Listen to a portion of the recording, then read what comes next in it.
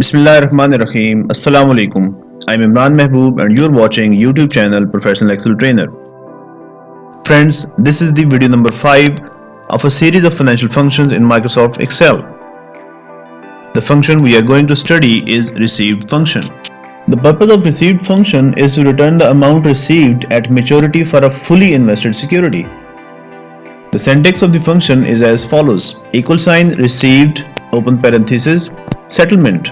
Settlement means the security's settlement date, which is after the issue date when the security is traded to the buyer, comma maturity.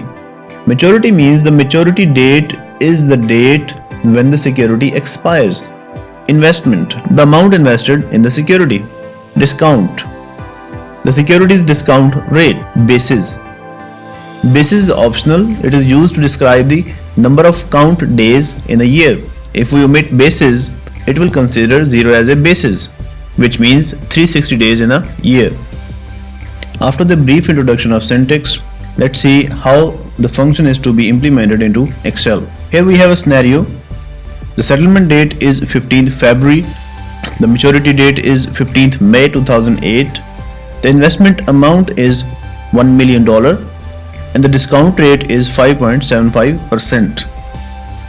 Basis is considered as 2. It means the formula will count actual days in a month and 360 days for a year. Let's put the formula into formula cell. Equal to received open parenthesis settlement date, comma maturity date, comma investment, comma discount rate, comma basis, close parenthesis, and enter. The total amount to be received as maturity is calculated.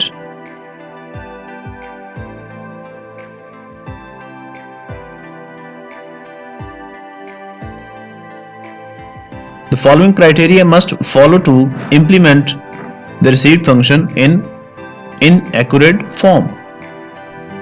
Number 1. If settlement or maturity is not a valid date, received return the value error.